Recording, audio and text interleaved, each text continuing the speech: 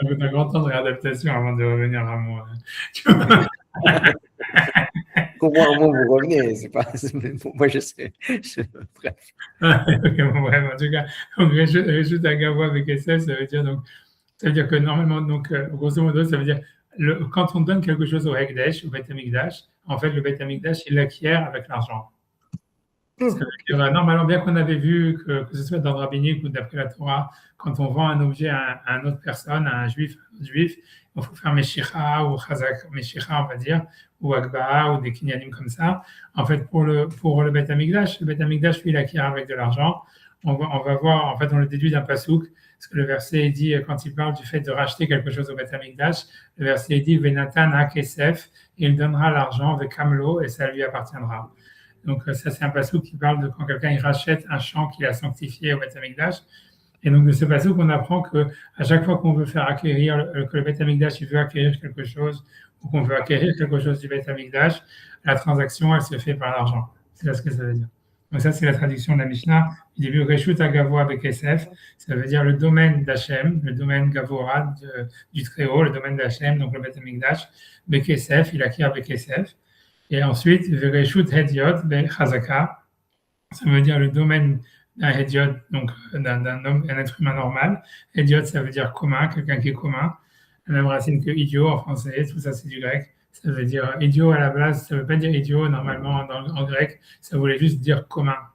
Mais ça veut dire Cohen, idiot, etc. Ça veut dire idiot, ça veut dire en grec, ça veut dire quelqu'un qui est normal en fait. Mais après, c'est devenu par le langage que celui qui est normal, c'est un idiot. En bref, voilà, mais en tout cas, donc, Reshut Hediot, donc ça veut dire dans le domaine de la personne commune, de Chazaka. Donc, Chazaka, ça veut dire Rachid Meshicha. Ça veut dire que par contre, quand on veut faire acquérir un objet à un autre être humain, donc là, la transaction, elle se fait avec Chazaka, ce qui veut dire ici, Chazaka, ça veut dire la force, mais Rachid ça veut dire Meshicha. Ça, c'est clair. Donc, la première, très simple, hein, ça veut dire que le Beth Amikdash, tout ce qui est en transaction avec le Beth Amikdash, c'est avec de l'argent. Quand c'est une transaction avec un autre être humain, c'est avec Chazaka, c'est-à-dire Meshicha, on va dire. Okay. Ensuite, la suite de la Mishnah, par contre, c'est un autre ridouche, c'est Amirato la Gavoa qui Msirato la Hediot. Alors ça veut dire, quand on dit quelque chose pour Hachem, c'est comme si on l'avait transmis à un être normal. Ça veut dire quoi? Ça veut dire que l'idée, elle est comme ça. C'est que si, par exemple, dans une transaction avec un autre être humain, tu promets des choses. Tu promets, j'ai dit, je vais te vendre ce truc-là pour $10 000. Je te vends ma voiture pour $10 000 ou des choses comme ça. En fait, comme on dit en français, tu vois, les promesses n'engagent que ceux qui y croient. Et donc, en fait, ça n'a pas de valeur, quoi. Ça veut dire, en fait, tant que tu n'as pas, ça va au niveau du kinyan, au niveau, si tu veux, au beddin, etc., les promesses, elles ont, si je dis, voilà, je vais te vendre ma voiture pour $10 000 ou je vais te donner ça, en fait, c'est pas binding, tu vois, tant qu'il n'y a pas eu de kinyan, de messira ou quelque chose comme ça. Donc, c'est pas binding. Par contre, si on dit au Beth Amikdash, je vais donner $10 000 au Beth Amikdash, ou je veux cet animal-là, je le donne au Beth Amikdash, cette maison, je la donne au Beth Amikdash, même si jamais, en fait, on n'a fait que le dire, c'est binding, et on ne peut pas se retourner en arrière. Pour l'argent comme pour des bêtes. Voilà, d'accord, pour un corban, pour une maison, quoi que tu dises au Beth Amikdash, tu vas donner au Beth Amikdash, une fois que tu l'as dit, tu ne peux plus te tourner en arrière. Et donc, ça, c'est le principe de, tu vois, Amirato, voilà, c'est ça. C'est ce que la Mishnah dit, Amirato la Gavora, c'est quand tu dis quelque chose pour Hachem, Kimsirato la Hediot, c'est comme si tu l'avais transmis déjà à un être humain normal, c'est-à-dire, c'est le même niveau. C'est-à-dire, une fois que tu as donné quelque chose à quelqu'un, tu ne peux plus le reprendre. Parce que voilà, tu lui as donné. Donc, la Messira, c'est vrai. Tu vois, même si on l'a fait pas face au Hekdesh. Donc on n'était pas Beth Amikdash, on a dit chez soi dans son champ, je vais donner ce mouton. Hop, ça y est. Exactement. Après ça, est-ce que tu peux faire un Tarat Nedarim? C'est possible. La Mishnah, elle ne rentre pas là-dedans. C'est possible que la Tarat Nedarim fonctionne. Non, ça, c'est une je vois comme la Gemara, je ne pense pas qu'elle en parle. Si mes souvenirs sont bons ici. Je ne vais pas en parler, tu vois, il faudrait regarder, honnêtement, comme je suis encore en vacances, tu vois, j'ai encore, tu vois, et en plus, tu vois, après les jeunes, donc, en tout cas, c'est possible, la vraie possibilité de s'en sortir, ça serait à Tarat Nedarim, et maintenant, je ne sais pas, tu vois, je sais que c'est une Sheila, c'est une Souga dans Nedarim, ça s'appelle la Souga de Yesh Sheila Be'ekdesh, je ne vais pas, je cherche pas, je vais pas chercher maintenant, c'est une Souga dans Nedarim, c'est possible que ça marche. Tu sais quoi? Je vais regarder 2 secondes. Et je pense, tu vois, C'est beau cet amour du limoud comme là. Comment? C'est beau cet amour du limoud, irrésistible. Alors, on dit Yesh Sheila Ekdesh, je crois. Yesh Sheila Ekdesh, je pense que c'est une souvienne dans.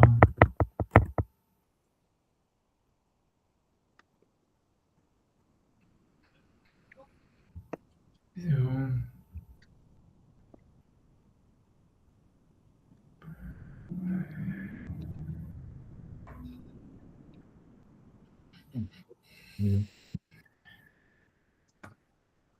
Elles sont sur la table. Je vais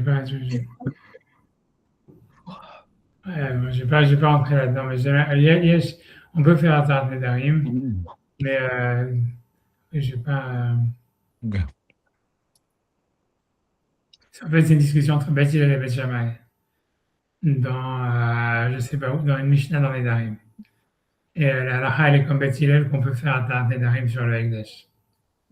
Voilà. Mais voilà. Mais bon, mais ça serait ça la différence, quoi. Ça serait ça la manière de s'en sortir. J'ai pas envie de regarder maintenant parce que c'est quand même un sujet que je vais laisser tomber. Ouais, donc j'avance. Tu vois, c'est bon? En tout cas, voilà, ça, c'est ce que la Mishnah a dit. Si on peut faire Rashi, il n'y a pas beaucoup de Rashi, on peut les faire. Je ne sais pas si Sacha est lire ou va lire. Ouais, je suis là. Alors. Mais c'est clair. Ah, c'est clair, c'est clair. Voilà. La Mishnah, oui. Voilà. Vas-y, tu vas Rashi. Alors, tu vas dire Rashi, Reshut, Gavoa, Bekesef. Il nous indique pas là, attendez. Vas-y, tout en bas de la page. C'est les 3 dernières lignes de la page. Ouais, j'ai. Reshut Gavoa, Bekesef. Begamre, mi.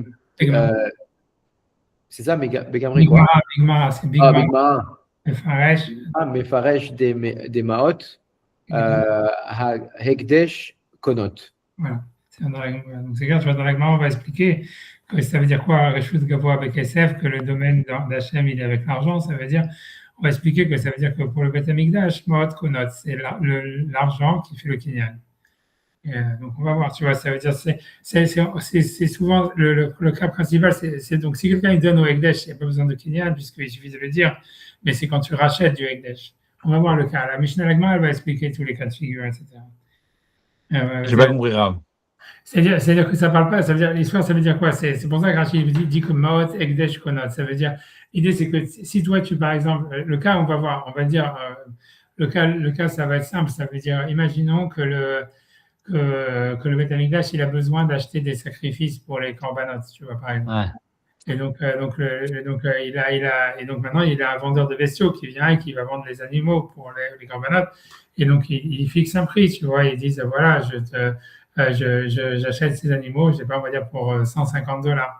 Et une fois que le Beth Amikdash, la fixation du prix, ça suffit pas. Mais une fois que le Beth Amikdash, il a payé, ça veut dire maintenant, même si par exemple le prix des animaux, tu vois, il descend, on va voir si le prix des animaux il descend, c'est une histoire. En tous les cas, si le prix des animaux il monte, le vendeur, donc si en fait le type il est en train de dealer avec un autre être humain, donc en fait le vendeur il pourrait dire voilà, maintenant tu n'as pas fait mes shira, maintenant le prix il a augmenté, donc 6 mois maintenant, si tu veux vraiment acheter mes animaux, tu dois me payer la nouvelle valeur, puisque voilà, tu n'as pas fait mes shira, donc c'est encore dans mon domaine. Et Maot et non Konot, donc tu dois rajouter, moi je peux le vendeur il peut se rétracter et dire je ne vais plus les vendre à ce prix-là, si vous les achetez, tu me payes le nouveau prix. C'est si on devait dealer avec un être humain normal. Mais avec le Beth Amikdash, c'est une fois comme le Beth Amikdash, lui, il a Maot Konot, ça veut dire que l'argent du Beth Amikdash, il acquiert, donc ça veut dire que même si le Beth Amikdash, les Gizbar, ils n'ont pas pris les animaux, ils n'ont pas fait Meshira sur les animaux, et que par la suite, donc le prix des animaux, il a augmenté, le vendeur, il ne peut pas se rétracter, il est obligé de donner les animaux au Beth Amikdash du fait qu'eux, ils ont payé au prix où c'était au moment du paiement. Et voilà, et ça fait un kinyan. Donc, même si le prix a augmenté, c'est comme si ça avait augmenté dans le domaine du Beth Amikdash. Ça, c'est le plus simple, tu vois. Après ça, tu vois, la question qui va se poser, c'est qu'est-ce qui se passe si c'est le contraire qui s'est passé? Ouais, si tu es au défaveur du Beth Amikdash. Alors, on va voir. C'est la Gemara, elle va parler, c'est pour ça, tu vois. Mais sinon, le cas simple, c'est ça. C'est pour ça que Rachid veut dire ça, parce que si c'est juste quelqu'un qui veut donner quelque chose au Beth Amikdash, il n'y a pas de kinyan à faire, puisqu'il suffit de lui dire, on a vu. Donc, ça peut être que lorsque le Beth Amikdash, soit il veut acheter quelque chose, ou bien il va vendre quelque chose, puisque le Beth Amikdash aussi, il vendait. Ça veut dire, si jamais, par exemple, il y avait plein de gens, par exemple, qui donnaient leur maison au Beth Amikdash, donc le Beth Amikdash, il ne peut rien faire avec une maison. Lui, il veut, c'est de l'argent pour les corbanotes, ou pour faire retaper, je ne sais pas, acheter des nouveaux ustensiles, des choses comme ça. Donc, eux, ils vont revendre la maison qui leur a été donnée. Donc là encore, tu vois, ça veut dire, a priori, ça serait la même chose. C'est si jamais le Beth Amikdash, il a vendu à un prix, et après le prix, il a baissé, alors, j'essaie de l'idée, ça serait que, ou, encore une fois, on va voir si ça, on va dire, si ça a augmenté, on va dire en tous les cas, si c'est avec le paiement, en réalité, que la transaction, elle est finie, en tous les cas, avec le Beth Amikdash. A priori, c'est ça l'idée, que le Beth Amikdash soit vendeur ou acheteur. On va garder ça pour l'instant comme ça. C'est clair? Ouais. C'est tout. Tu vois. Après, de toute façon, je te dis, la Gemara, elle va rentrer en tous les cas de figure. Pour l'instant, tu vois, Rashi fait que la règle, elle est simplement que, qu'a priori, dans la Mishnah, c'est qu'avec le Beth Amikdash, la transaction, elle est faite par l'argent. C'est tout. Pas par les Meshicha, pas par Chazaka, pas par tous les kinyanim qu'il y a avec les êtres humains. Avec les êtres humains, c'est là où il y a tous ces kinyanim de Chazaka, etc., etc. Et voilà. Donc, c'est bon, c'est clair. Et après, Rashi, après, quand il avait dit Chazaka, donc Rashi, dit, la Mishnah avait dit que le Reshut Ediot, c'est Bechazaka. Et donc, Rachid, je ne sais pas ce que ça veut dire, j'en sais rien. Meshicha. D'accord, voilà, Meshicha, ça veut dire Meshicha. Quand la Mishnah voulait dire Ediot de Chazaka, ça veut dire que Chazaka, c'est-à-dire la force. Ici, ça veut dire Meshicha, Ediot. Et ensuite, tu vois le dernier mot, Amirato la Gavora. Si quelqu'un dit quelque chose pour le Beth Amikdash, moi, elle va expliquer qu'est-ce que ça veut dire. Bigmar Mefaresh, moi, elle va expliquer, comme je vous ai déjà dit, ça veut dire en fait qu'une fois que quelqu'un il a promis quelque chose au Beth Amikdash, il n'a plus le droit de se tirer en arrière et il ne peut plus changer d'avis. Donc, c'est clair? Ouais. Si quelqu'un veut dire la Gemara. Ce que vous disiez tout à l'heure par rapport là, sur le premier Rashi, que si quelqu'un il donne une vache au temple et que le prix de la vache il augmente, il doit quand même une vache au temple, n'est-ce pas? Non, ça n'a rien à voir. S'il donne une vache, c'est une vache, tu vois. Mais là, encore une fois, c'est là où le Beth Amikdash veut soit acheter, soit vendre. C'est ça ce qu'on parle, tu vois. On ne parle pas du mec d'un donateur. Parce que tu vois, le donateur, une fois tu vois, s'il dit je donne une vache, la vache, elle est là, tu vois.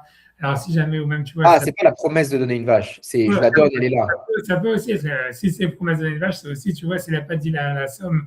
Tu vois, c'est de deux choses l'une. S'il a dit je veux donner une vache au Beth Amikdash, il peut acheter la vache qu'il veut, tu vois ce que je veux dire. Oui, mais si le prix de la vache il augmente, c'est la distinction que vous faisiez, non? Si le prix de la vache il augmente, est-ce qu'il doit le prix de la vache ou est-ce qu'il doit la vache? Non, il doit la vache. Tu vois, c'est toute la question, tout ce que la Mishnah elle parle au début, elle ne parle pas d'un type qui fait une promesse de donner quelque chose au Beth Amikdash. Ça parle dans le cas où quelqu'un il doit vendre quelque chose au Beth Amikdash, comme l'exemple d'un vendeur de bestiaux, par exemple. Ou bien, par exemple, tu vois, pour la kétoret, il fallait des épices, ou si tu veux faire des ustensiles en or, il y a des gens qui vendent l'or. Donc, c'est ça parle. Ça parle quand le Beth Amikdash il achète, ou bien il vend, puisque le Beth Amikdash peut aussi vendre des choses qu'on lui a données, comme des maisons, ou quelqu'un il donne un âne au Beth Amikdash, tu ne peux rien faire avec un âne, tu vois, donc tu peux le vendre, c'est ça l'histoire. Donc, dans tous ces cas-là, quand le Beth Amikdash, soit le Beth Amikdash quand il vend, soit quand il achète, la transaction elle est finie quand l'argent il a été donné. C'est ce que la Mishnah dit. Ce qui n'est pas le cas avec un idiote, ça veut dire que deux êtres humains, quand on a vu deux juifs en tous les cas, pour que le kinyan il ait lieu, il faut faire soit Meshicha, soit Agba'a, soit tous ces trucs-là, et l'argent ne fait pas le kinyan. Donc c'est ça ce que la Mishnah t'apprend. Pour l'instant, c'est tout. Et la fin de la Mishnah, elle te dit ce que je t'ai dit après. Elle dit que si quelqu'un fait une promesse au Beth Amikdash, c'est binding et il ne peut pas se tirer en arrière. C'est ce que ça veut dire. Contrairement à un individu normal, où si tu promets à quelqu'un quelque chose, tu peux dire c'était des paroles en l'air, paroles d'ivrogne, j'en sais rien, tu vois ce que tu veux. Okay. Les promesses envers un autre être humain, elles ne sont pas binding, s'il n'y a pas eu de kinyan. Ok. Voilà, donc c'est bon. Donc, j'avance. Quelqu'un veut la Gemara? Sacha. Quoi? La Gemara? Ouais, j'ai dit la Gemara. Alors, Gemara. Tanour Abanan. Keitzad Reshut. Hagvu Abekesef Gezevera. Gizra.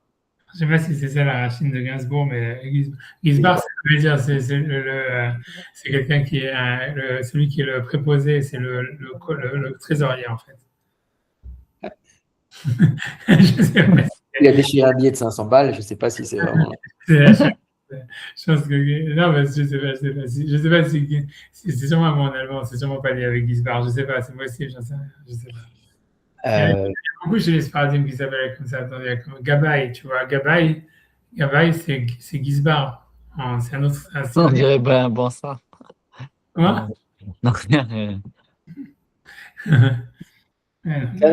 תנו רבנן, כיצד רשות הגבוהה בכסף גזבר, שנותן מעות בבהמה, אפילו בהמה בסוף העולם, קונה ובהדיוט לא קונה, עד שימשוך. Voilà. Tu veux dire ça, c'est pas difficile, tu vois. Alors, Tanoura Banan, Ketzad, puisque. Ok, ça c'est comment? Comment? Qu'est-ce que c'est puisque? Puisque c'est Mipne ou je sais pas, Kevan. Et dès que c'est quoi? Kevan. Kevan, c'est puisque, Kevan. Ici c'est Ketzad, c'est comment? Comment? Reshut Agvoa, l'endroit de la. Du Très-Haut, de Hachem.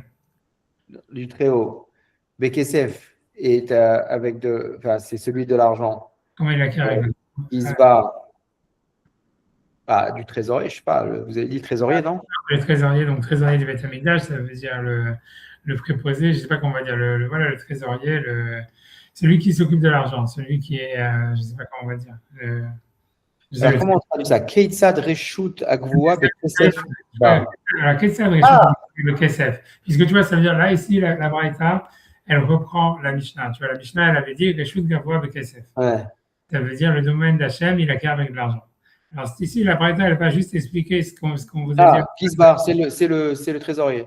Voilà, le trésor. Tu vois, on va un Keitzad Reshut Agvoa Bekesef. Là, tu m'as point d'interrogation. Ça veut dire, on va interpréter la Mishnah qui dit que Reshut Agvoa Bekesef. La réponse, c'est Gisbar, Shenatan Maot, BBMA.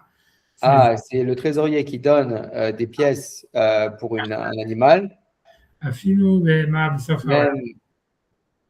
même pour un animal, sauf Haolam, qui est très loin, qui est à l'autre bout du monde.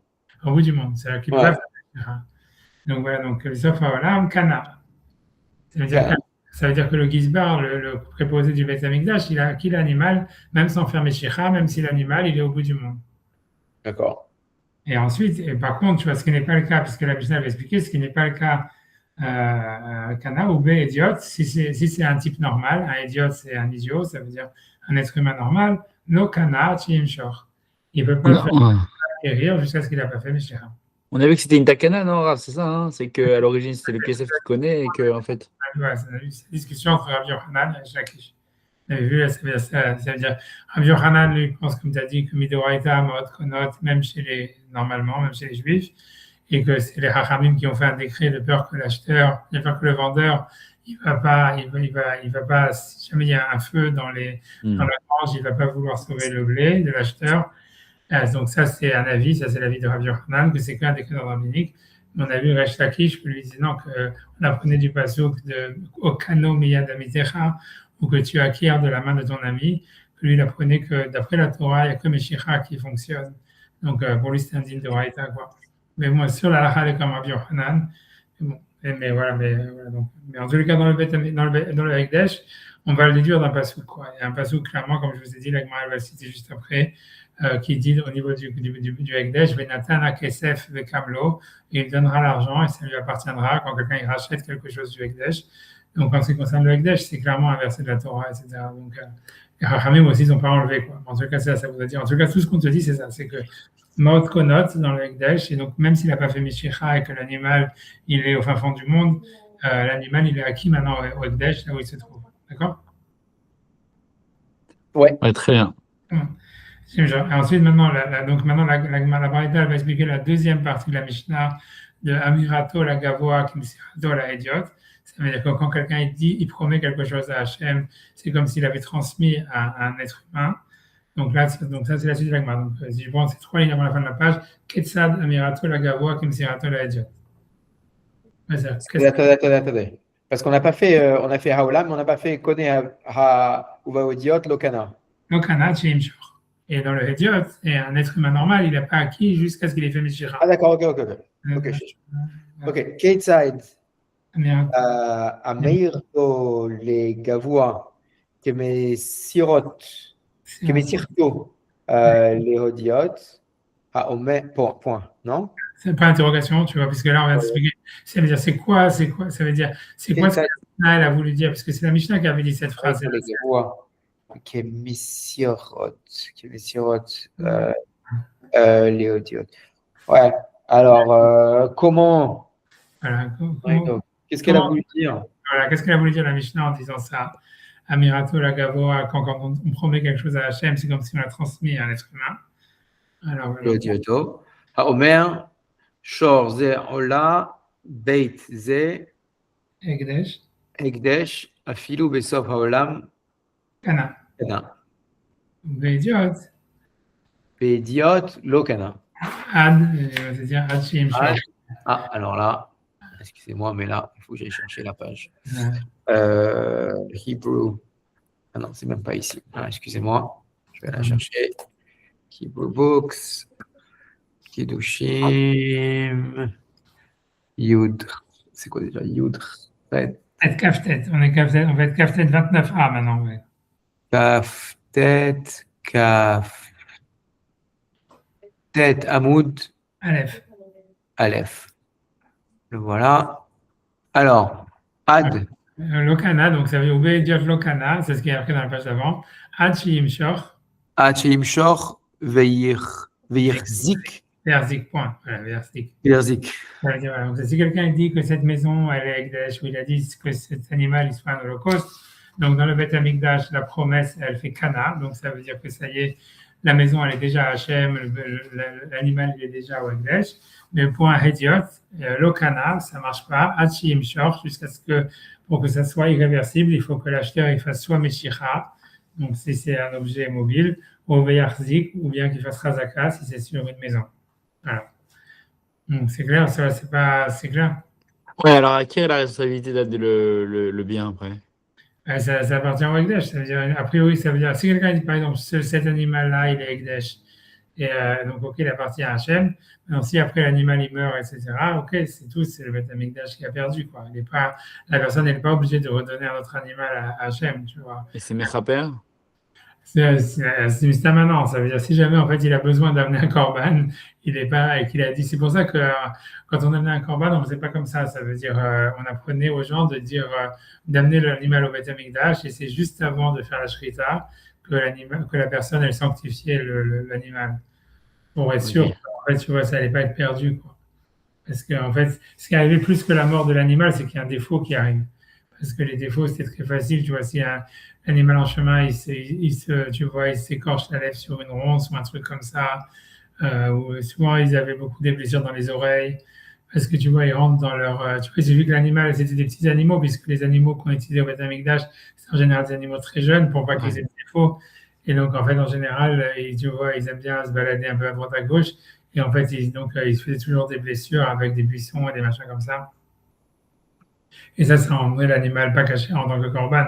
Donc, si jamais quelqu'un avait dit cet animal il est Ekdesh, hop, il avait perdu l'animal et on ne pouvait rien faire avec, il fallait le tuer, ou bien attendre qu'il meure tout seul sans lui donner à manger, quoi, un truc comme ça, un peu la manière de le faire.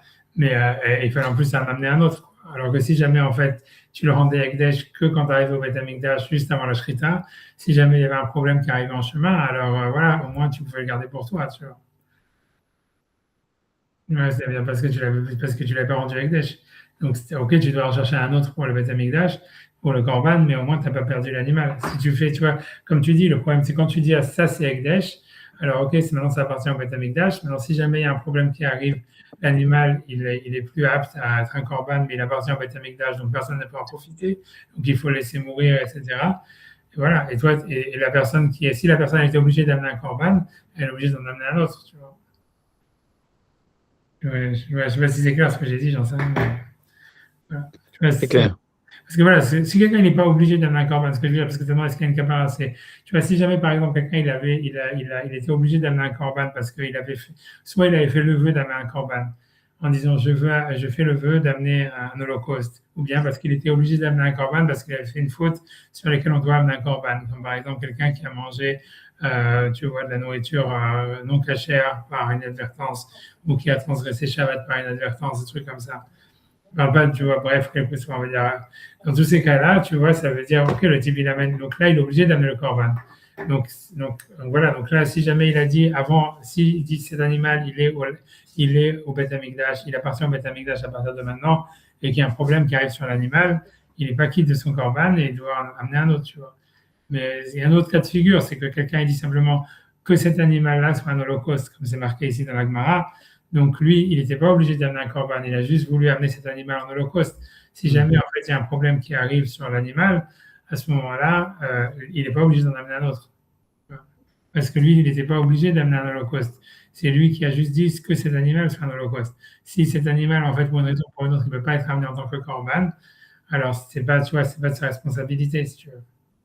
Donc, il n'a pas en amené un autre. Je ne sais pas si c'est clair ou c'est pas clair. C'est clair. Et voilà, tu vois, mais c'est pas vraiment lié avec cette souris, c'est pour ça que je ne vais pas rentrer dedans, tu vois, ça veut dire, tu vois, c'est tout, tu vois, grosso modo, voilà, c'est tout, tu vois, c'est tout, ça veut dire, ce que je veux dire, tu vois, ça veut dire comme ça veut dire que si jamais quelqu'un, il y avait deux manières si quelqu'un, si on enlève le cas de celui qui est obligé d'amener un corban, si vous voulez, il y avait deux manières d'amener un sacrifice au Beth Amikdash, c'est de dire soit que cet animal soit un holocauste, et à ce moment-là, c'est cet animal qui est un holocauste à partir de maintenant, mais si jamais il y a un problème qui arrive, le propriétaire, il n'est pas responsable d'en amener un autre. Par contre, quelqu'un pouvait apporter un corban d'une manière différente en disant Alay, Ola. Tu vois, il ne dit pas Arezo Ola. Arezo Ola, ça veut dire que cet animal soit un holocauste. Alay Ola, ça veut dire je prends sur moi d'amener un holocauste. Et si jamais quelqu'un il a dit cette phrase-là, donc il est obligé d'amener un holocauste quoi qu'il arrive. Ça veut dire que même si jamais il a pris un animal et l'animal s'est retrouvé non cachère, il est obligé d'en retrouver un autre jusqu'à ce qu'il arrive à faire un holocauste qui est. Ok. Voilà. Bon, bref, tu vois. En tout cas, mais c'est tout. Alors, l'idée, c'est tout simplement ce que la Braïta ici, elle voulait dire, c'est qu'une promesse pour Hachem, c'est binding. Et donc, c'est comme s'il y avait un kinyan et c'est fini, ça appartient au Beth Amikdash. Une fois que quelqu'un a dit que cet animal soit un holocauste, il appartient au Beth Amikdash, que cette maison soit Ekdesh, elle appartient au Beth Amikdash. Alors que pour un idiote, il faut faire un kinyan. Et tant qu'il n'y a pas eu de kinyan, la personne, elle peut changer d'avis. Donc, il faut que fasse soit Meshicha si jamais c'est un objet, soit Chazaka si c'est une maison. C'est clair? Mm. Ouais. Donc, tout ça, jusqu'à maintenant, c'est très facile. Alors, il y a des petits rachis. Bon, on peut avancer la grâce. On avance. On avance dans la grâce, sans faire rachi. Donc, maintenant, là, c'est un peu plus complexe. Parce que la Gemara, c'est pas très compliqué du tout, mais c'est juste pour. La Gemara, elle va redonner des cas de figure entre des transactions entre le Beth Amikdash et un être humain normal, et à savoir quand est-ce que le Kesef, il fait le Kinyan, et quand est-ce qu'on ne va pas dire que le Kesef, il fait le Kinyan. Donc maintenant, il va y avoir, je crois, 3 cas de figure. Donc, voilà. Donc maintenant, c'est Mashro Bemane. Donc à partir de là, maintenant, c'est des cas. Je ne sais pas si vous voulez, je peux lire moi. Non, on va faire comme ça. Voilà, vas-y, tu veux lire toi, vas-y, Mashro Bemane, non? Non, on est d'abord la première ligne de la Gemara. On est à Mashro, première ligne de la Gemara, donc Kavzat Amud Aleph. Le quatrième mot, c'est Mashro Bemane. Ah, Mashro Bemane. Voilà. Mashro Bemane, lo ispik livdot ad she'amad b'matayim. Noten matayim et noten matayim. Maï ta'ama v'natan hakesef ve'ekam lo. Voilà, arrête, voilà. Donc ça, c'est le premier cas de figure. Meshachro b'mane. Donc là, on parle du Beth Amikdash qui est vendeur. Ça veut dire le Beth Amikdash, il a des animaux qui veut vendre parce qu'ils ont des défauts, des choses comme ça. Et donc, Mashro Bemane, ça veut dire, a priori, c'est l'acheteur du Beth Amikdash. Donc, puisque quelqu'un, il veut acheter les animaux que le Beth Amikdash, il a à vendre, donc il fait Meshicha, et quand il fait Meshicha, l'animal, il valait une manée. Le prix de l'animal, c'était $100, on va dire. Ah, lo ispik livdot, et il n'a pas eu le temps de le payer alors que ça a augmenté jusqu'à matayim. Voilà. Donc, normalement, si c'était entre deux individus, la Meshicha, elle aurait été le Kinyan. Donc, il aurait dû payer que 100, puisqu'au moment où il a fait Meshicha, ça valait 100. Donc, c'est la valeur de la Meshicha qui fait le Kinyan. J'ai pas compris, c'est-à-dire que. Voilà, ici, l'idée, c'est comme ça. Tu vois, il y a quelqu'un, donc, on est dans un cas de figure comme ça. On dit, non, donc, voilà, le Beth Amikdash, il vend des animaux. le Beth Amikdash, ils vendent des animaux parce Ok. qu'ils ont des défauts, quelle que soit la raison.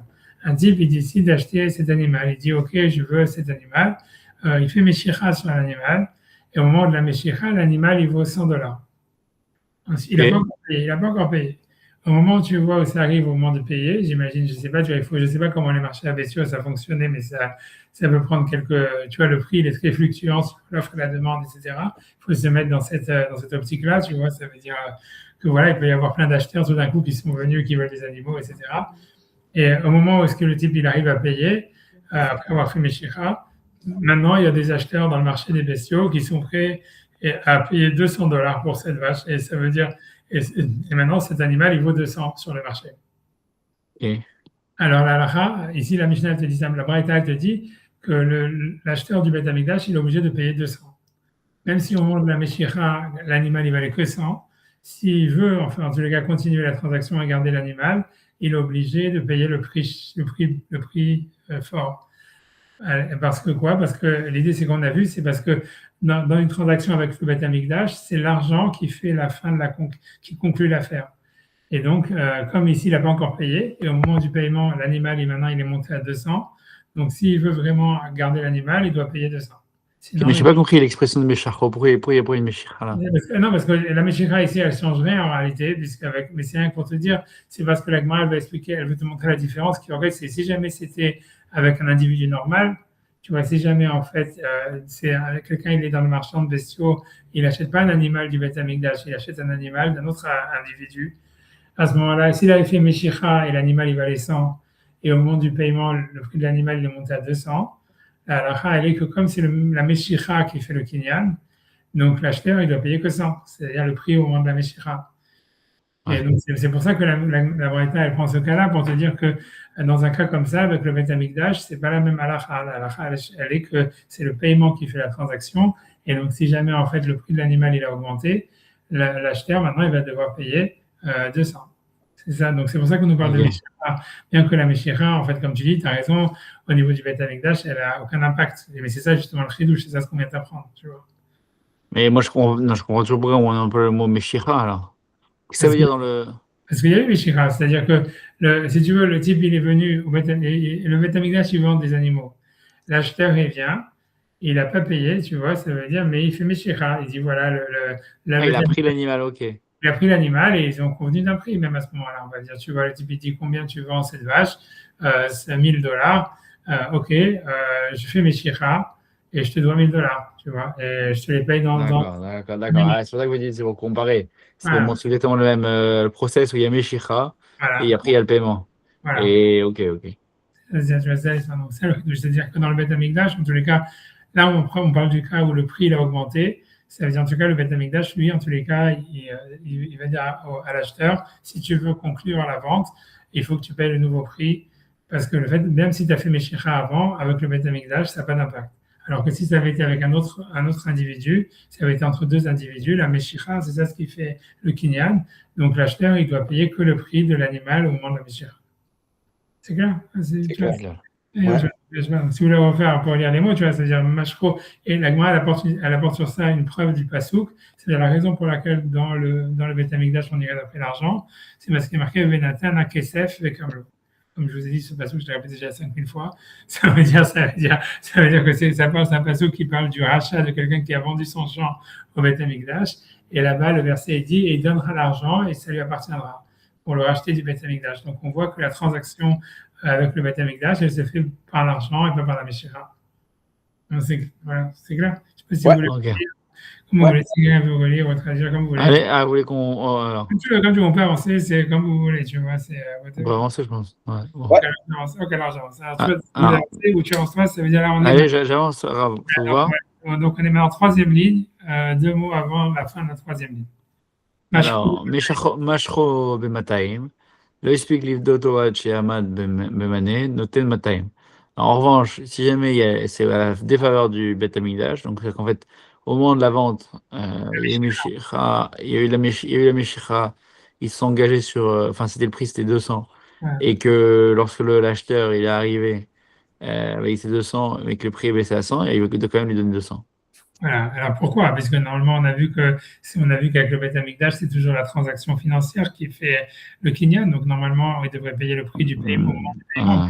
Maïtama, Voilà, le Yekoach Idiot, Chamou Meekdesh. Il peut pas, en fait, c'est-à-dire que si c'était dans le cas d'un idiot, il aurait dû payer 200. voilà, C'est le prix au moment de la Meshicha. Non, qui ne peut pas en fait, avoir des conditions vis-à-vis du Ekdesh, il ne peut pas avoir des conditions plus favorables que vis-à-vis du Idiot. voilà, donc ça veut dire grosso modo, ça veut dire que si jamais il y a un changement de prix entre le moment de la Meshicha et le moment du paiement, le Beth Amikdash est toujours gagnant. C'est ça ce que ça veut dire. Ouais. Si le prix il a augmenté, l'acheteur est obligé de payer le nouveau prix. Et si jamais le prix il a baissé, le type il est obligé de payer le prix que ça valait au moment de la Meshicha. The house always wins. Ouais, c'est vrai, c'est comme ça que tu dis avec le Beth Amikdash, c'est comme ça. Voilà. Et alors que, ce qu'il faut soutenir, c'est qu'entre deux êtres humains, normalement, c'est le moment de la Meshicha qui compte. C'est le prix qu'on doit payer, c'est le prix de la Meshicha. Et maintenant, on va donner simplement un cas, maintenant, le troisième cas, où le Beth Amikdash ne gagne pas. Excusez-moi, mais pourquoi ça marche dans l'autre sens aussi? Pourquoi ça marche dans le cas où si ça a baissé, il doit quand même, alors que Meshicha n'a pas eu lieu? C'est-à-dire que normalement, tu vois, il devrait payer. C'est ça ce que je dis, c'est que d'après la Torah, ça veut dire, il semblerait que d'après la Torah, le Beth Amikdash, ce qui compte, c'est le paiement. Donc, c'est la valeur de l'objet au moment du paiement. Donc, Ah oui, mais alors. attention, alors, si le prix va baisser, donc normalement, l'acheteur, il devrait payer le prix bas. Non, si le prix l'a baissé au moment du paiement, il devrait payer le prix bas. Mais c'est juste un truc d'ordre rabbinique qu'on veut pas que qu'on veut pas que quelqu'un puisse gagner de l'argent sur le dos du Beth Amikdash. en faisant du business avec le Beth Amikdash. Genre un forward contract, vas-y, j'en achète, et après je pourrais. Tu comprends, parce qu'en plus, les gens ils pourraient même jouer avec ça, tu vois. Ouais. Parce que si tu achètes en fait du Idiot, si tu achètes à crédit du Idiot, je sais pas, moi je suis pas un trader, mais j'imagine que en fait, tu vois, tu peux en fait acheter plein. Tu peux acheter. Ouais, et grosso modo, si jamais le prix il baisse, tu vois, on va dire, imagine tu achètes, si tu pouvais faire comme ça, si on allait d'après le Beth Amikdash, on allait toujours au moment du paiement. Et si sûr, quand tu deals avec un autre individu, on allait toujours au moment de la Meshicha. Donc en fait, tu aurais toujours une possibilité de gagner en achetant des animaux. Imaginons que tu fais Meshicha sur des animaux et des idiotes, et d'un idiote et du Beth Amikdash. Et en fait, si tu dis, si jamais en fait le prix monte, donc en fait, ok, tu auras gagné sur le Beth Amikdash, tu auras gagné, tu vas gagner, tu vas faire du bénéfice, puisque tu as acheté à 100, tu vas pouvoir revendre à 200. Et voilà, et maintenant, par rapport à, voilà, c'est tout, un truc comme ça, voilà, tu pourrais faire ouais, c'est ça. Ouais, c'est ça, sans avoir même mis de l'argent sur la table. Dans ça, mis de l'argent, voilà. Ouais, c'est ça. Ils n'ont pas voulu que tu puisses faire de l'argent du marché grâce à ça, tu vois. Ça deviendrait une option business, quoi. C'est un peu comme, je crois, quand il y avait le Japon avec le fruit, je sais pas quoi, c'était la même chose à peu près. C'est que tu pouvais avoir à taux zéro et après tu fais ton business de l'autre côté et tu fais du fric sur le coup. C'est ça. Ça deviendrait un truc comme ça, quoi. Donc, ils n'ont pas voulu que ça soit comme ça. Donc, c'est pour ça que bien que d'après la Torah, normalement, on devrait aller toujours d'après le moment du paiement, ils ont dit que si jamais le prix il a baissé, tu dois quand même payer le prix fort qui est au moment de la Meshicha pour pas que tu puisses faire du business sur le dos du Beth Amikdash. Maintenant, il y a un cas, on va voir où le Beth Amikdash peut perdre. C'est le cas, on va voir que maintenant, c'est le troisième cas. Alors, Pedao b'matayim velo ispik limshro ad shamad b'mane noten matayim. Alors là, c'est le cas inverse. C'est-à-dire qu'il a acheté. Il a payé en avance avant de faire Meshicha. Maintenant, c'est dans ce cas-là, encore le Beth Amikdash va gagner. C'est dans le quatrième cas que le Beth Amikdash va gagner. Alors, Pedao b'matayim. C'est quoi? Il a acheté en avance. C'est le Beth Amikdash qui a acheté? Oui, il a payé le Beth Amikdash. Dans tous ces cas-là, tu vois, le Beth Amikdash, il est vendeur. Dans tous les cas, c'est le Beth Amikdash. Okay. Les 4 cas qu'on a, c'est un Beth Amikdash vendeur. Ils n'ont pas fait un cas plus compliqué avec le Beth Amikdash acheteur. Donc, en tous les cas, ça veut dire que le Beth Amikdash, il est vendeur, mais cette fois-ci, le type, il a payé en avance. Il a payé avant de faire Meshicha.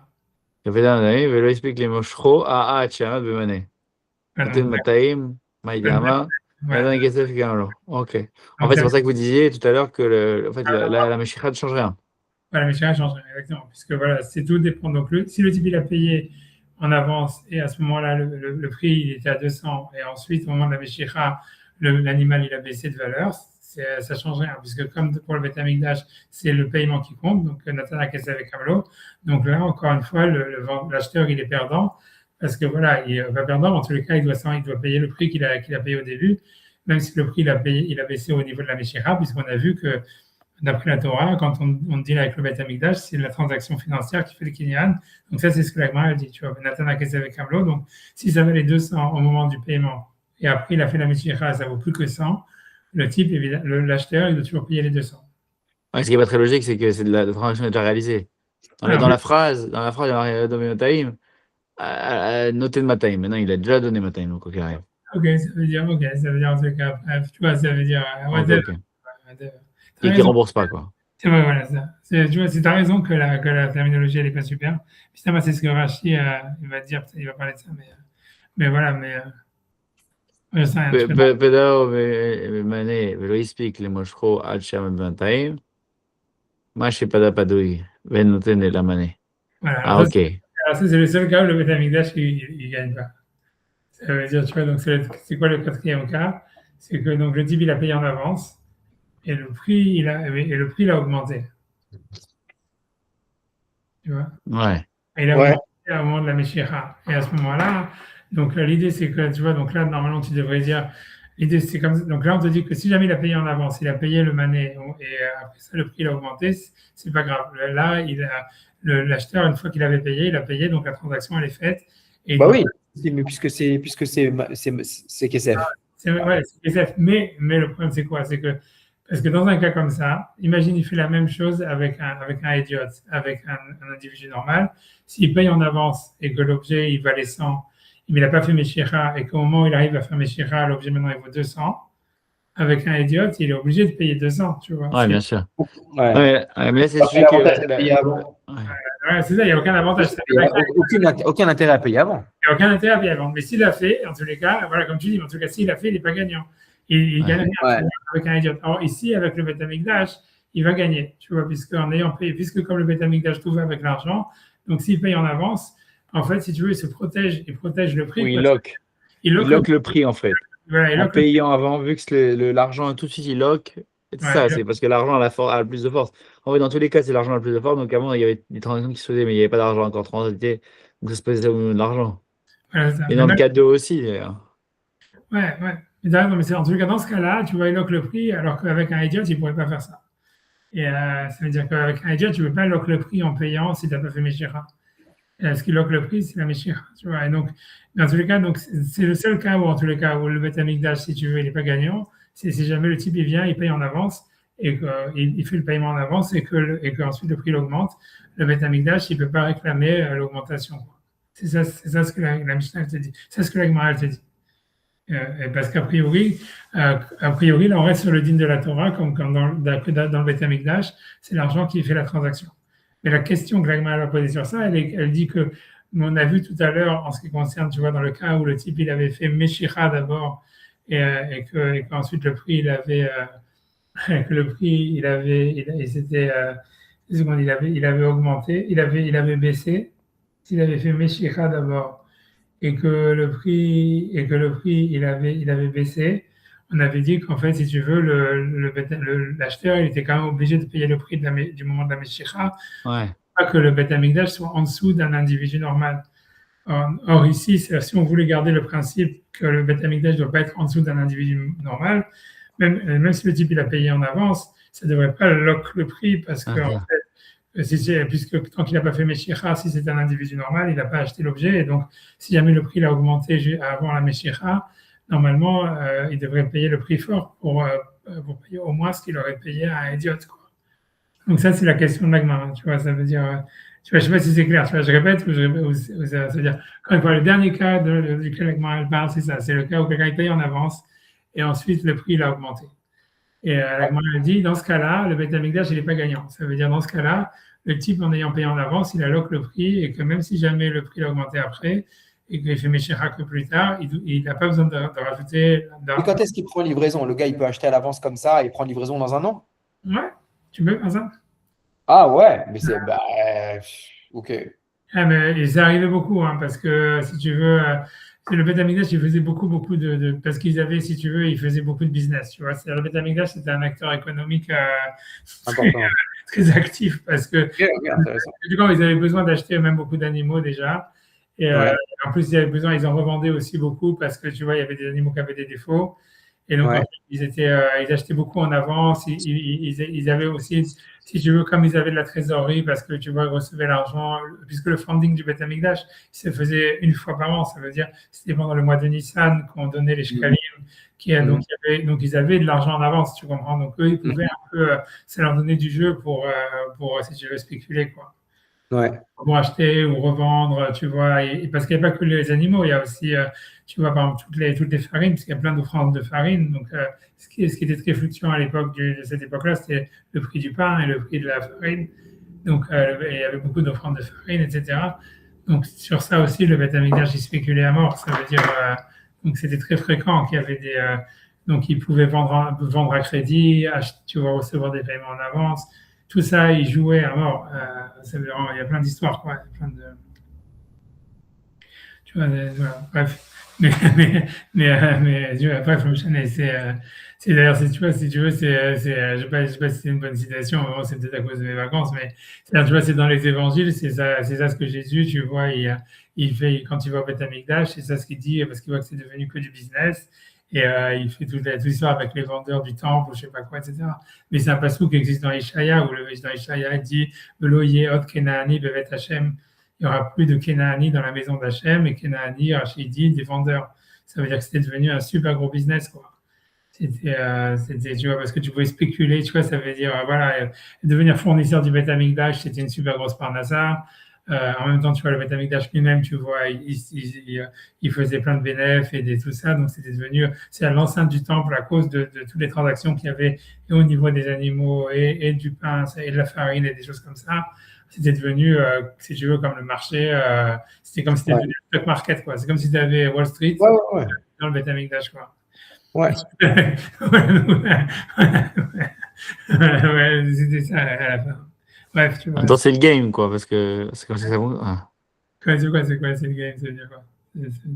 C'est que, ouais, non. Vraiment rien de Non, spécial. c'était parce que c'était dans l'esprit, tu vois, c'était pas fait pour être comme ça, tu vois, à la base. Mais c'était devenu ça, et c'était normal, du fait que ça va être un des problèmes, même quand tu auras le nouveau Beth Amikdash, tu vois, je pense que tu vois, ça veut dire que le Mashiach va devoir dealer avec ça, c'est parce que imagine toutes les femmes qui ont des enfants et doivent amener des oiseaux. Tu vois, c'est tout celui qui a des émissions pendant 3 jours, il doit amener aussi des corbanotes.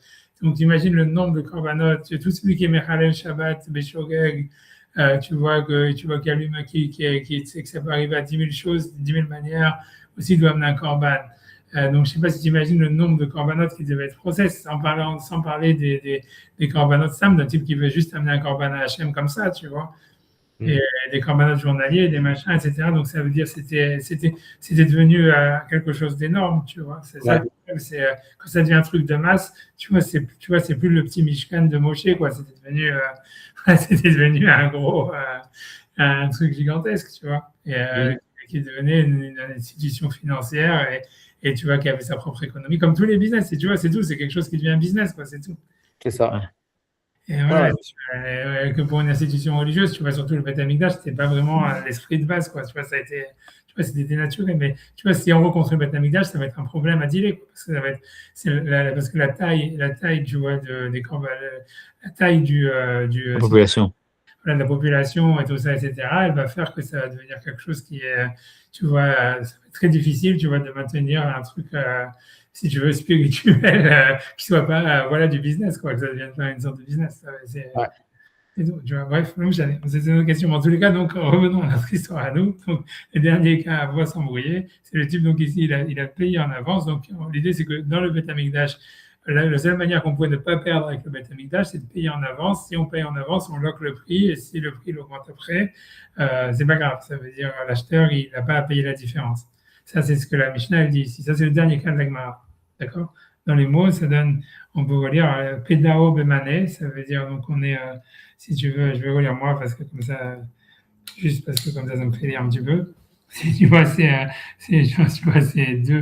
2, 4, non, je sais plus, 2, 4, 5 lignes.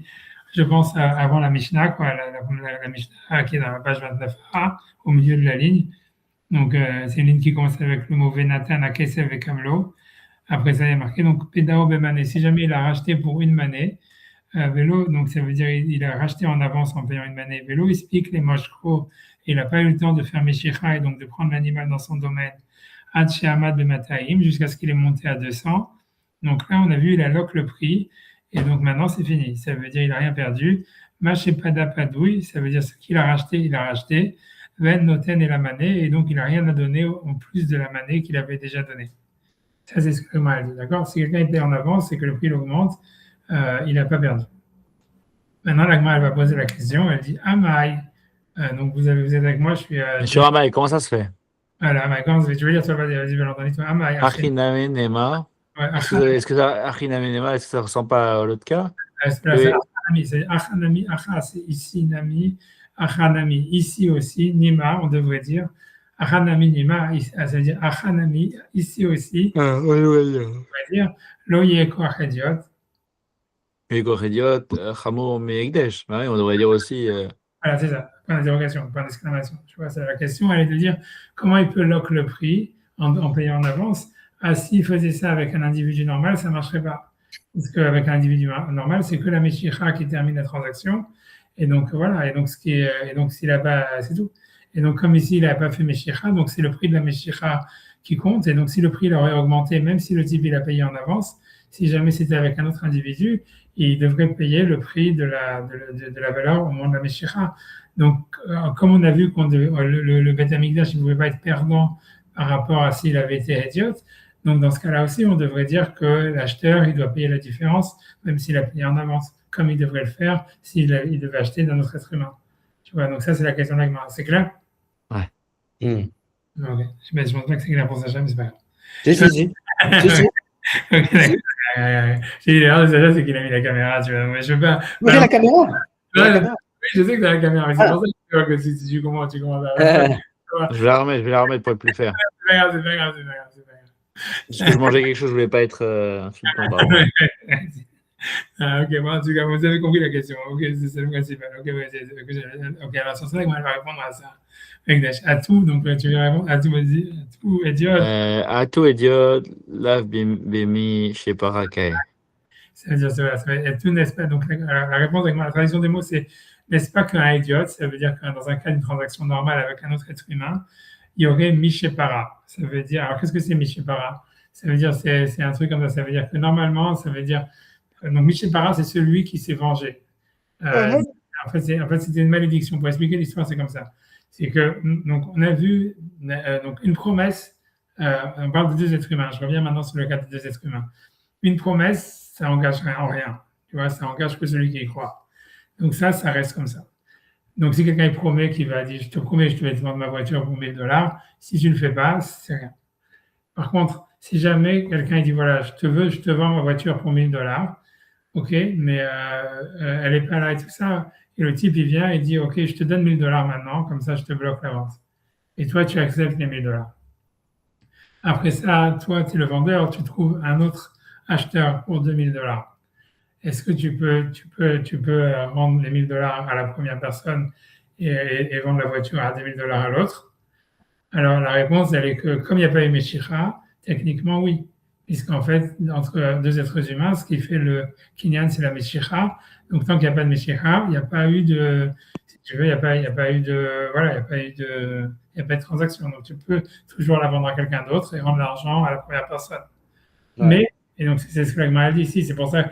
Mais malgré tout, dans ce cas-là, le type qui fait ça, il peut rendre l'argent, mais il doit accepter. Et si la personne qui a payé les $1000, elle peut l'amener au Beddin et il doit recevoir une malédiction de la part du Beddin. Et la malédiction, elle dit ça, c'est une Mishnah dans Pirkei qui dit Mish dans Mishnah dans Bamitzia, c'est que le type doit recevoir du Mish Paramidor à Maboul ou Midor à Palaga, c'est-à-dire celui qui s'est vengé de la génération du déluge et de la génération de la tour de Babel, il va se venger de ceux qui ne tiennent pas leur parole. Quelqu'un est obligé d'accepter cette malédiction, que le Beddin lui donne cette malédiction, parce qu'en fait, c'est comme là, il avait reçu de l'argent, donc c'est pas qu'il a fait une promesse. Si il a fait une promesse et qu'il n'y avait pas d'argent qui a été donné Alors, encore une fois, il n'y a pas de malédiction si jamais on change d'avis. Parce qu'une promesse, c'est pas binding. Mais si jamais tu as accepté de l'argent, c'est-à-dire tu as fait une promesse, tu as dit je vais vendre cette voiture, ou je te vends cette voiture, et tu as reçu pour $1,000, et tu as reçu les $1,000, et après tu changes d'avis parce que tu as trouvé un autre acheteur, etc. Donc comme il n'y a pas de Meshicha, techniquement il n'y a pas de Kinyan, donc tu peux changer d'avis, mais tu es obligé de recevoir sur toi, si le vendeur, si l'acheteur il veut, il est obligé il peut t'amener au Beddin et dire voilà, je reçois mon argent de retour, mais à condition que toi tu reçois cette malédiction, et le Beddin il lui fait cette malédiction. Ça faisait. Ouais, ça veut dire parce que bien que Maot et Nan Konot, une fois que tu as accepté de l'argent, tu devrais, en tant que personne honnête, tu dois finir ton deal, tu vois. Et c'est vu comme malhonnête, même si c'est pas du vol, donc tu peux le faire, mais tu peux le faire à condition de te prendre la malédiction. Et donc ça c'est ce qui est marqué dans la Mishnah de Bava Metzia.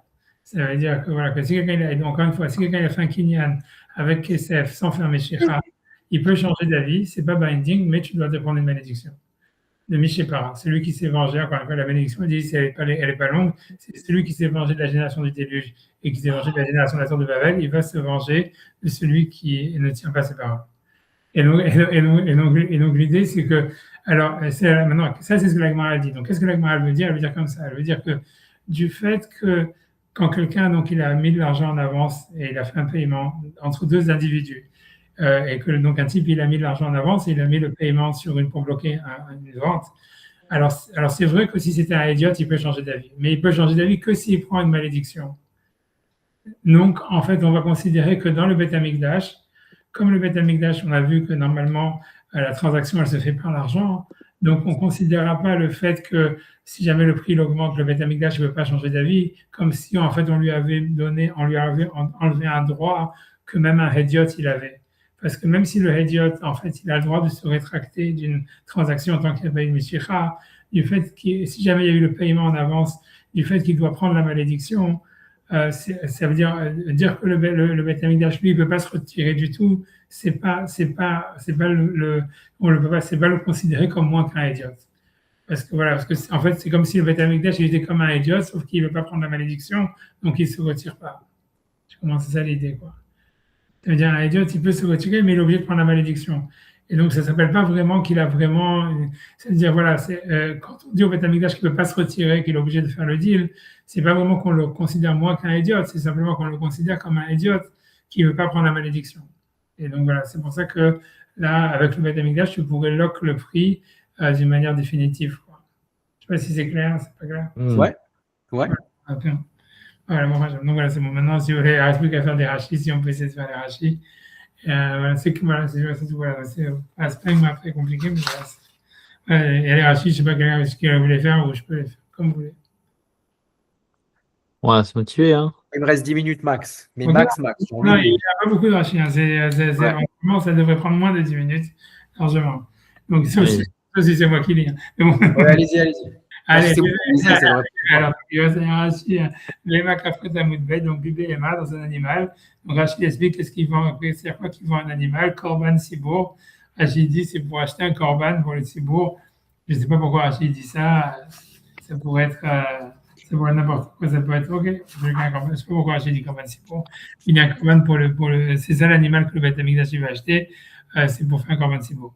En tout cas, donc on dit que pour un idiot, donc le Beth Amikdash il acquiert avec l'argent, ça c'est ce que la Mishnah avait dit, et le idiot lui il doit faire chazaka, c'est-à-dire meshicha. Donc Hachiyim Shor, donc il doit faire meshicha pour acquérir un objet, Beshor si c'est un taureau, Veyarzik ou bien chazaka, puisqu'on a vu que la Braïta avait parlé d'un autre cas de figure où quelqu'un il avait donné au Beth Amikdash sa maison.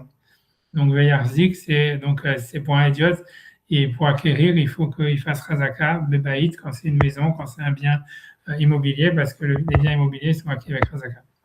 Ok, donc maintenant ça c'est ce que la Gemara avait dit tout au début sur le principe de Amirato, la Gavoa, Kemsirato, la Idiot. Ça veut dire que quand je dis quelque chose pour Hachem, c'est comme si je l'avais transmis à un Idiot. Ok, c'est fini. Maintenant, on a les 4 cas de figure de celui qui achète quelque chose du Beth Amikdash. Avec les 2 premiers cas où le type il fait Meshicha avant de payer. Et donc il y a 2 cas là où le prix va en haut, il monte ou il descend. Donc on va donc Meshicha, donc Mashro, donc il a fait Meshicha, donc Idiot, donc le Idiot il a fait Meshicha, de Khefetz Shel Hekdesh, donc d'un objet que le Beth Amikdash est en train de vendre. Miyad HaGizbar, ça veut dire en l'achetant du Gizbar, donc du trésorier, et Bemané, avec au prix de Amané, donc au moment de la Meshicha, l'objet valait Amané. Velo explique Livdoto, il n'a pas eu le temps, ça veut dire entre le temps du paiement, le prix il a augmenté. Velo explique Livdoto, il n'a pas eu le temps de le racheter, Kelomar, c'est-à-dire la tête d'Amav, donc de payer le paiement à la Gizbar, au trésorier. Donc si le prix il a augmenté, donc on dit Noten Mataim, il doit donner 200 au Beth Amikdash, des prix Aikor, parce que quand le prix Aikor est devenu plus yakar, il est devenu plus cher, Birshut Hekdesh Aikor, ça a augmenté dans le domaine du Beth Amikdash, puisqu'on a vu que avec le Beth Amikdash, c'est le paiement qui fait la transaction, Oril Velo Natan Amaot, puisqu'il n'avait pas encore donné le paiement. Donc ça c'est le cas où ça avait augmenté. Ensuite, le deuxième cas de la Gemara, c'était donc le type, il a fait Meshicha, et ensuite il va payer, mais entre la Meshicha et le paiement, le prix il a baissé. Et donc normalement, si on suit la logique qu'avec le Beth Amikdash, tout marche avec le paiement, il devrait payer le prix bas. Mais la Gemara dit non, c'est le Beth Amikdash, il est obligé de payer le prix haut pour pas que le Beth Amikdash ait moins de droits qu'un individu normal. Donc loyer koach idiot, pour que ça soit pas pour pas que la force du idiot soit plus que celle du Beth Amikdash.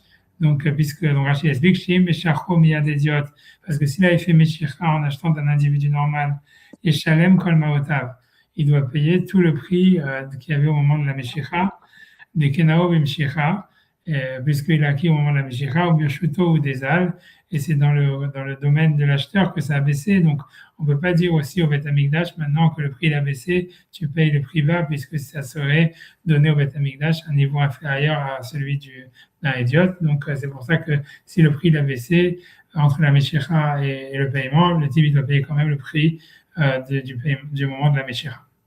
Ok, ensuite, un dernier, JP Dao, quand il a racheté, c'est Nathan et Tamarot, c'est-à-dire qu'il a payé l'argent. Je pense que Rachid dit ça parce que c'est à cause de ce que tu as dit, c'est-à-dire qu'il y a marqué Noten Mané, Noten Mataim, alors qu'il avait déjà payé. Donc, sûrement, ça dérangeait ce que Valentin il a dit, qu'est-ce que ça veut dire, il va donner 100 ou il va donner 200 alors qu'il a déjà donné. Alors, c'est pour ça que Rachid dit Pédao, ça veut dire qu'il a déjà donné, ça veut dire un truc comme ça. Voilà, on a fait Hachem. Voilà, comme c'est pour Hachem, voilà, c'est bon. Hachem. Voilà, donc j'espère que. Alors, si vous voulez, dimanche, on essaie de faire encore la Rambam, on va essayer de faire en reverse. En reverse un petit peu, voilà. C'est ce que je voulais pas reprendre avec le Rambam. Là, voilà, ça c'est bien pour reprendre comme ça. Sacha, je te dis bien, je voudrais poser une question au Rav. Alors, confidentiel. Merci Rav, bonne rentrée. Merci à toi, merci. Valentin, on se parle. On se parle très vite. Ouais. Ah, Grave, très rapidement, je sais pas si je voulais l'écrire et tout. Je voudrais comprendre, j'arrive pas du tout à comprendre.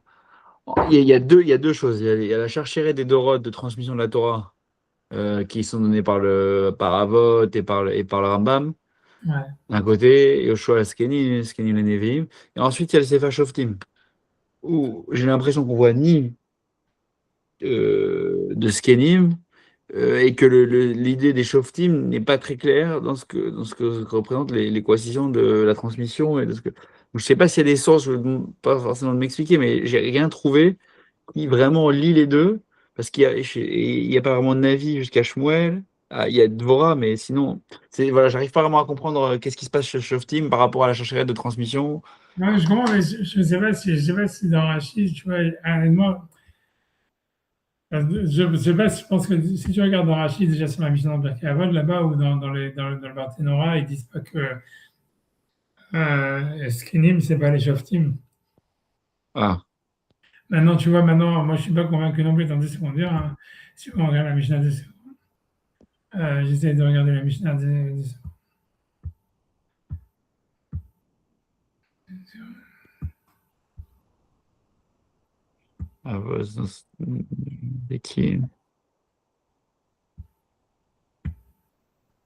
C'est pas dans les équipes, Mishnah Avot? Ouais, c'est dans les équipes. Ouais, ça, je peux faire Jasmine si tu veux. Attends 2 secondes. Mais... Ah, j'ai. Ouais, tu vois. Yoshua Askenim, Loratza Asra Shim Skenim, Shayub Moshe, et là Masra Askenim, Shayub, Rodim, Shotrim, Al Israël, Kongenema, et Avdo. Ouais. Chez Skenim, chez. Ouais, אחרי יהושע וזקנים הללו מסרו לכל זקנים שהיו בכל דור ודור, כמו לעתניאל Tu vois, parce que ואהוד tu vois, Otniel, c'est un ושאר שופטים שהיו אחריו. tu vois, c'est qui, qu'est-ce que tu lis là? Qui c'est qui dit ça? C'est Rashi là. Voilà. C'est vrai, donc Rachid dit, tu vois, que c'était les Shoftim. Parce que Otniel, c'est le premier Shofet, tu vois. Otniel Ben Kenaz. Et il était quoi? Il était chauffé sur tout Israël? Non. Tout ça, tu vois, c'est pour ça que je te dis, voilà, ça c'est ce que Rachid dit. Tu vois, Rachid te dit que les Shoftim. Maintenant, tu vois, c'est pour ça, c'est très difficile, tu vois. C'est-à-dire, on a du mal à croire que, par exemple, je sais pas, que Shimshon ou tout cela, ils n'ont pas l'air, ou Guidon et tout ça, ils n'ont pas l'air des grands Talmidei Chachamim, tu vois. Ils ont l'air. C'est pour ça, moi, je comprends ta question. Ça veut dire. Si tu veux, ça veut dire. Je sais pas, moi, j'arrive pas à retrouver Rachid, je sais pas comment tu l'as trouvé, toi. C'est bon. Je vais faire Sherskin, si vous voulez.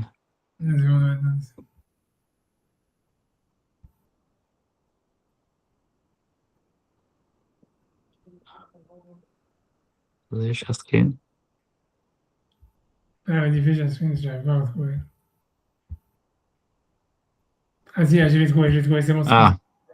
Tu vois, donc tu vois, tu vois, si j'avais Moshe, tu vois, ça, Askenim, j'avais le Shosrim של ישראל, כמו שנאמר, ויעבדו את השם, יהושע כמזקנים שהלכו ימים אחר יהושע, והזקנים הללו מסרו לכל הזקנים שעברו על דרכו, קיבלו Otniel ועתניאל et tu vois, Otniel et Ehud, c'est les deux premiers shoftim qu'il y a, שהיו אחריו, rien de voir. Mais tout ça, je veux dire, tu vois, ça veut dire, j'en sais rien, tu vois, ça dans la tradition, tu vas trouver ça dans les Midrashim, ils te disent, voilà, que Otniel, a priori, c'est sûr que c'était un Talmid Chacham, si tu veux. C'est possible que c'était le Rosh Hashanah et tout ça. Maintenant, tu vois, Ehud, c'est aussi possible. Mais après, tu vois, Guidon, tout cela, on n'a pas l'impression, tu vois. Maintenant, c'est pour ça, tu vois, je sais pas, tu vois, c'est comme Boaz, tout ça, ça veut dire, je sais pas quoi te dire, je sais pas, tu vois. Non, parce qu'en plus, il y a toujours le côté, il y avait Elohim Ameler et Israël. On a l'impression qu'il n'y a aucune centralisation. Ouais, c'est ça, c'est très difficile, tu vois. D'une manière générale, dans tout le livre des Shoftim, tu as très peu d'allusions à la Torah d'une manière générale, tu vois. Ça veut dire, tu as très peu d'allusions à Shabbat, à, j'en sais rien, n'importe quelle mitzvah, tu vois, à Sukkot, à Pessah, à quoi que ce soit, Ouais. tu vois. T'as l'impression, tu vois, c'est-à-dire Kimat, on n'en parle pas, tu vois. On a l'impression, ça pourrait être l'histoire d'un autre peuple, tu vois. Ça veut dire. Alors, tu vois, alors, c'est ce que tu veux dire, ouais, en fait, c'était pas ça le focus, tu vois, c'était pas ça le truc, c'était pas. Tu vois, ça veut dire, ils étaient. Tu vois, ça veut dire, peut-être qu'ils n'ont pas voulu en parler, tu vois, ça veut dire. Je sais, moi, honnêtement, ça. Je sais pas, tu vois, c'est sûr que dans les Midrashim, tu vois, ce que Rachid te dit, c'est dans les Midrashim, que tu vois, ils vont faire de tous les Shoftim, des Manhigé à dehors, des Rosh Beddin, des, si tu veux, des gens qui étaient, tu vois, ils vont dire, voilà, il y avait, je sais plus quel était le Kohen Gadol, qui avait Pinchas, qui était encore vivant à l'époque de la guerre, depuis les guerres de la Giva, tu vois ce que je veux dire, ils vont donner plein de trucs comme ça, et ils disent, voilà, maintenant, je sais, mais honnêtement, est-ce que c'est crédible? J'en sais rien, tu vois.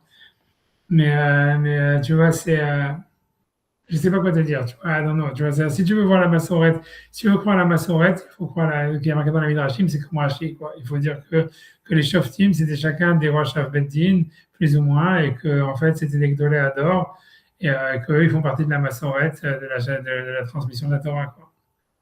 Et sur certains Shoftim, c'est sûr que c'est difficile à croire, tu vois, mais c'est possible que certains Shoftim, tu vois, où il y avait un Rosh Beddin différent, tu vois, quoi, qui est, comme je te dis, tu vois, avec Guidon, je crois, il y a Pinchas, je sais plus comment il s'appelle, le Kohen Gadol, tu vois, quelque chose comme ça, tu vois, j'aurais pas quoi te dire plus que ça, tu vois, je suis pas un grand spécialiste et tout ça, mais voilà, je sais pas, a priori, en tout cas, Rashi te dit que, voilà, que c'est les Shoftim, ils faisaient partie de la Shachet Torah, et voilà, même si, au fond, c'est difficile à croire parce que tu vois pas vraiment, tu vois, tu as du mal à croire que, voilà, qu'il y avait des Talmidei Chachamim, qu'ils étaient tous, en tous les cas, les Talmidei Chachamim. Je crois que c'est un vide complet jusqu'à Shmuel. C'est ça, tu vois, on a l'impression comme ça. On parle pas de tout en tout cas, mais c'est sûr que Otniel, lui, il est considéré comme un Talmid Chacham, bien que tu vois, en fait, aussi, c'est pas très clair dans le texte des Shoftim qu'il est un Talmid Chacham, et Wood, la même chose, tu vois. Mais déjà, au moins, c'est crédible, tu vois. Il y a des personnages où c'est crédible de penser que c'est Talmid Chacham. Il y en a où c'est pas du tout crédible, tu vois. Tu vois, comme je t'ai dit, Guidon et plein d'autres, tu vois, qui ont l'air d'être complètement, tu vois. Out. Ouais, là, des enfants prostitués, des machins comme ça, tu vois, qui n'ont pas l'air d'être, tu vois, on ne mentionne jamais. Voilà. Mais d'une manière générale, on ne parle pas de la Torah dans tous les Shoftim, tu vois. Tu vois, alors. Il n'y a rien que je peux aller creuser là-bas qui est. Honnêtement, j'ai pas d'idée. Peut-être regarde dans Abravanel, peut-être, tu vois. Peut-être regarde aussi le Maral, si jamais le Maral. Parce que le Maral, il cite Rashi, tu vois. Le Maral, sur Pirkei Avot, dans le DR, je sais pas quoi, là, tu vois, l'explication du Maral sur Pirkei Avot, elle est super forte. Elle est Ça super. s'appelle comment? Je vois, c'est DR, dans les doigts, là, tu vois, dans Terre Chaim.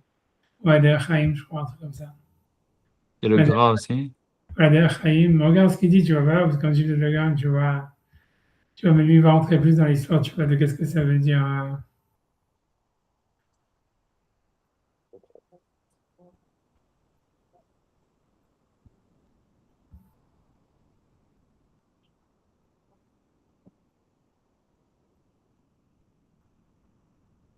Il faut regarder.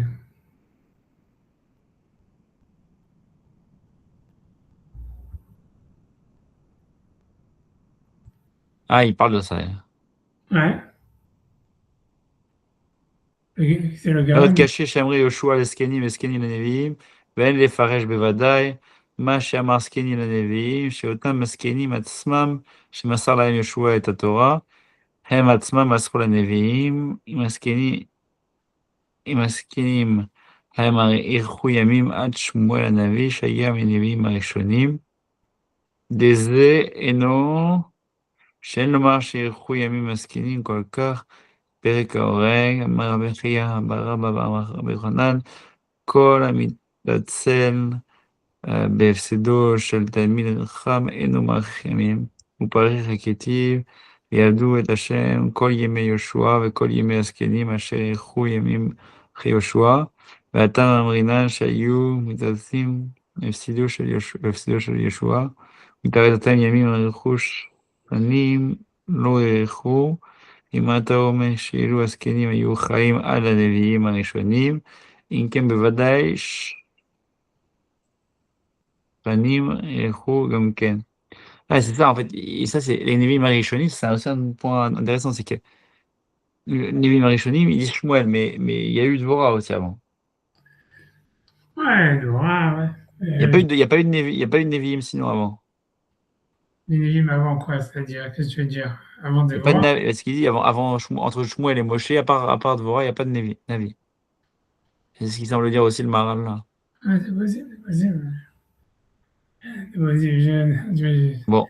Je sais pas, je suis pas spécialiste. La vérité, tu vois, c'est comme je suis pas derrière, tu vois, C'est grave, moi je vais voir. Oh, non, mais donc, je vais essayer. voilà. Très en tout cas, merci beaucoup. Merci à toi, écoute des bonnes choses. Et voilà, j'essaie de voir ce qui se passe avec ma nouvelle halo, mais la route que j'ai appris, c'est pour ça. Ah ok, merci. Non, ok. Je fais des vacances avec tout le monde, donc je sais pas, tu vois, si, voilà, ouais, je vais Ok. voir ce qui se passe. Razak, merci beaucoup. Hein. Ouais, Bye bye, Colto. Bye bye. Je suis pas vraiment dans les liens. Tu vois, je suis pas un grand spécialiste de ces trucs-là. Tu vois, je sais que dans le Meiri, si tu regardes, il faut regarder dans le Meiri, son introduction sur Pirkei Avot, il a toute une massorette, il y a tout un sujet. Il est vraiment clair et il parle beaucoup. Tu vois. Je pense, tu vois, tu peux le retrouver là-bas. Laisse-moi, tu sais que laisse-moi que j'envoie un texte. Je lui dis quelques secondes. Non, mais prenez pas le temps là-dessus. S'il est prêt, allez-y. Hein. Pas, je vais... Non, je sais pas du tout. Tu vois, c'est moi qui en ai le. Parce que je sais pas, tu vois, je sais pas.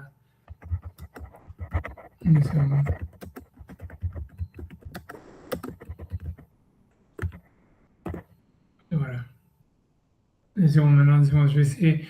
Après, je sais que le Meiri, tu vois, si on regarde, je vais voir si on va le trouver comme ça. Il faut voir Anselme peut-être. Et après.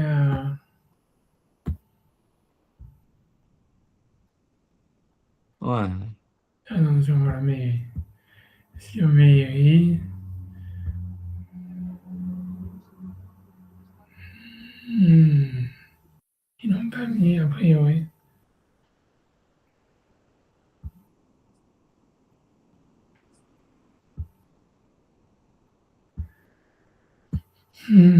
Parce qu'il y a le Rambam, mais c'est le Rambam qui parle sur la Massorah Torah. T'as vu ça?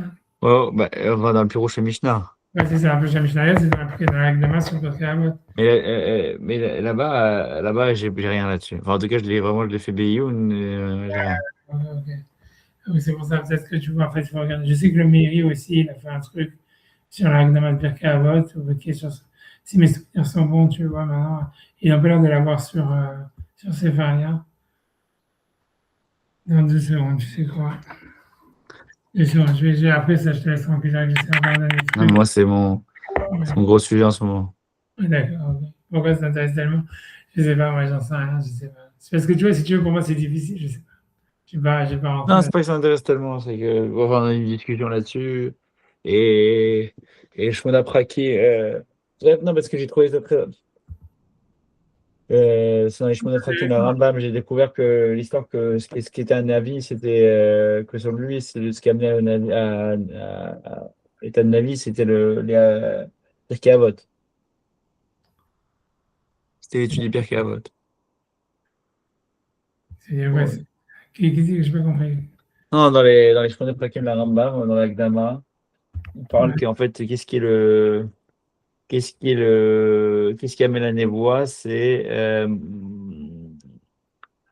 chez Kiume Amrem Zot Amasechet Mevi l'idée névoie. Ouais.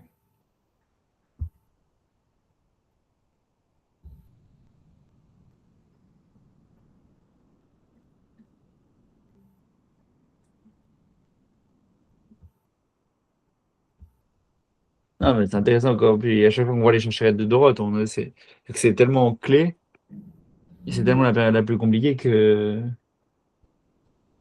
Ouais. Ouais. Ouais, j'arrive pas à trouver, tu vois, j'essaie de chercher, mais moi, tu vois,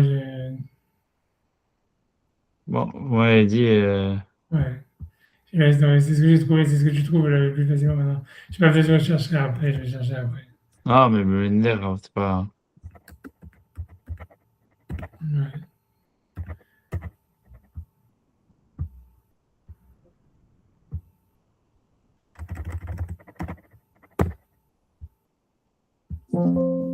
Désolé, j'essaie de. Ouais, laisse tomber. Ok, je laisse tomber, je laisse tomber. Bon, merci Rav, en tout cas. C'est vrai, école, école, bonne chose, à l'école, tout. Amen, Golto, Toda Rabba. Ouais. Ouais. Ouais, ouais, ouais.